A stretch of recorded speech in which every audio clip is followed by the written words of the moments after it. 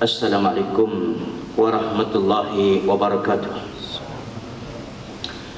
Alhamdulillahi rabbil alamin, wa bihi nasta'in, wa la udwana illa 'alal zalimin.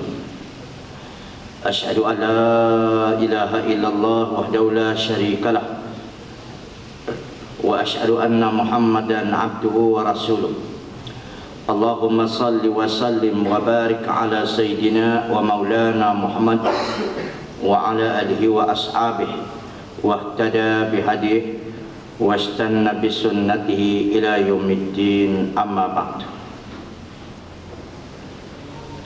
Kaum muslimin dan muslimat yang dihormati dan dikasihi sekalian, baik terlebih dahulu marilah sama-sama kita memanjatkan kesyukuran kepada Allah Subhanahu wa taala yang mana dengan limpah dan kurnianya pada hari ini dipertemukan kita sekali lagi dan dapat sama-sama kita menyambung kuliah zuhur. Moga-moga pertemuan kita dan kuliah kita insya-Allah akan mendapat keberkatan dan keredaan daripada Allah Subhanahu wa taala. Baik, adapun pada hari ini insya-Allah kita menyambung kuliah zuhur. Masih lagi kita membicarakan surah Al-Kahfi, dan kita berpindah pada hari ini ayat yang ke-29. Firman Allah Ta'ala, A'udzu billahi minasy syaithanir rajim. Wa qulil haqqu min rabbikum faman syaa'a falyu'min wa man syaa'a falyakfur. Inna a'tadna liz-zalimina naran ahata bihim suradikuha wa in yastaghithu yughasu bima'in kalmuhli yashwil wujuh bi'sas syarab wa sa'at murtafaqa. Maksudnya, dan katakanlah kebenaran itu datangnya dari Tuhanmu, maka barang siapa yang ingin, hendaklah dia beriman, dan barang siapa yang ingin, biarkan ia kufur. Sesungguhnya kami telah sediakan bagi orang-orang yang zalim itu neraka yang gelojaknya mengepung manusia, dan jika mereka meminta minum, nescaya mereka akan berminum dengan air seperti besi yang mendidih, yang menghanguskan muka. Itulah minuman yang paling buruk dan tempat istirahat yang paling jelek. Ayat ke-29 surah Al-Kahfi. Firman Allah Ta'ala, wa qulil haqqu min rabbikum, dan katakanlah kebenaran itu datang daripada Tuhan kamu. Kaum muslimin dan muslimat sekalian, dalam ayat ini kata para ulama di kalangan mufassirin, apabila disebutkan kebenaran datang daripada Allah, nak menunjukkan ini satu ayat dipanggilkan ayat tetapan, tidak ada pilihan bagi manusia. Orang boleh mengatakan dia benar, dan orang ini pula boleh mengatakan orang itu benar.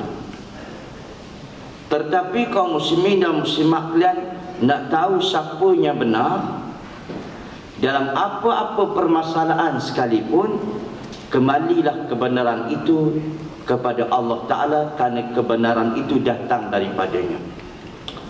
Tak boleh mengukur kebenaran itu dari sudut akal semata-mata, ataupun berpetah berhujah semata-mata. Mana-manalah kaum muslim, sama ada dari sudut pahaman-pahaman mazhab, semua alim ulama kaum muslimat kalian berpegang atas kebenaran yang berpandu kepada Allah Ta'ala. Itu sebabnya kita ambil pendapat Imam Asy-Syafi'i. Apa kata Imam Syafi'i? Kata, iza kana ar-ra'yi yukhaliful al-ayatul qur'aniyah wal ahaditsus sahihah patruk qawli. Kata Imam Syafi'i sendiri, waraknya Dan apabila kamu bertemu dengan pendapat aku, kata Imam Ash-Syafi'i, pandangan aku yang bercanggah dengan Al-Quran dan dengan hadis yang sahih, kerana itu datangnya kebenaran, patruk kauli, tinggalkan akan pandangan dan pendapat aku. Tengok kaum muslimin dan muslimat. Kita tengok pula pandangan Al-Imam Abu Hanifah, mengatakan kaum muslimin dan muslimat kalian, Iza kana hadisun sahihun fahuwa mazhabi. Kalau kamu berjumpa itu hadis yang sahih, maka itulah pandangan aku dan pendapat aku. Baik. Dan kata Al-Imam Auza'i, seorang ulama juga, pendapat orang semua boleh ditolak dan boleh diterima, tetapi pendapat Tuan punya ini kubur, ditunjuk pada kubur Nabi, dia tidak boleh ditolak dan kena terima, sebab kebenaran itu datang daripada Allah, kaum muslimin, dan diwahyukan kepada Rasul. Jadi pada dunia zaman sekarang ni, kaum muslimin, kalau nak tahu siapa benar, siapa salah, kembali kepada Allah Ta'ala, boleh kenal selalu. Baik. Apa permasalahan? Apakah lagi isu berbangkit zaman sekarang ni? Boleh tak doa laknat kepada orang Islam atau tidak? Boleh faham itu? Maka kembali kepada Allah Ta'ala, boleh atau tidak? Jadi kembali semula. Jangan ikut kata wartawan. Wartawan ni dia ada tabiat tak ketahuan, kaum muslimin simak kan. Orang tak doa laknat orang tua lain, dia kata laknat. Boleh faham itu? Jadi kaum muslimin dan muslimat kalian, kalau nak bicara banyak benda, tapi nantilah lain masa, bukan waktu sekarang, kalau nak kejar sedikit ayat ini. Baik. Dan seterusnya, sebab kebenaran daripada Allah Ta'ala, dia tidak mengenal siapa, sama ada orang tua ataupun budak-budak, sama ada dia orang yang bukan Islam atau orang Islam, kebenaran tetap kebenaran. Itu sebabnya ya, kaum muslimin dan muslimat, pernah berlaku di zaman Rasulullah sallallahu alaihi wasallam. Kalau kita baca surah An-Nisa dalam ayat 64, kita akan bertemu satu hari, kaum muslimin dan muslimat kalian, berlakunya perbalahan di antara seorang Muslim dan seorang Yahudi. Sebab ketika itu Yahudi jadi rakyat Nabi. Perbalahannya iaitu kaum muslimin tentang persyarikatan yang berkait dengan muamalat, iaitu dari sudut tanam menanam, sudut tanam menanam. Jadi berbalah. Memanglah manusia ni masa sebelum tanam lagi hutan tanah jadi beluka, tak balah dah ke? Tapi bila nampak hasil sudah ada, mulalah nak menjadi satu perkara perbalahan.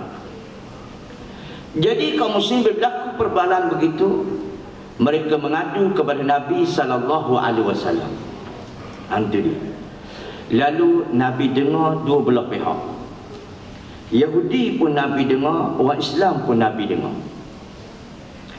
Apabila Nabi mendengar kedua belah pihak itu, lalu Rasulullah kata, yang benar dalam masalah ini adalah kamu.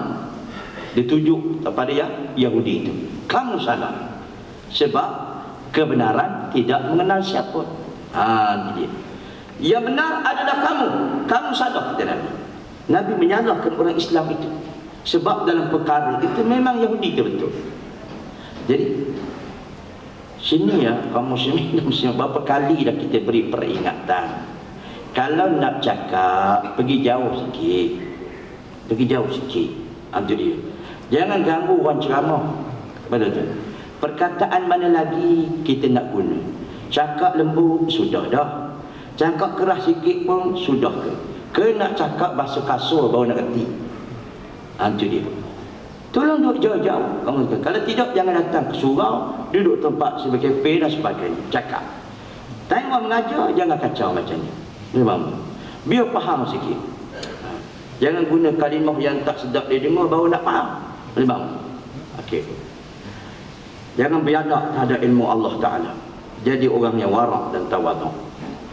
Kita baca Al-Quran, Allah Ta'ala kata, wa iza quri'al Quran, bila dibacakan Quran, fastami'u lahu wa ansitu la'allakum turhamun, kata Allah Taala. Apabila dibacakan Quran, naklah kamu diam, kata Allah Taala. Semoga kamu ni mendapat rahmat, semoga kamu mendapat rahmat, kata Allah Taala.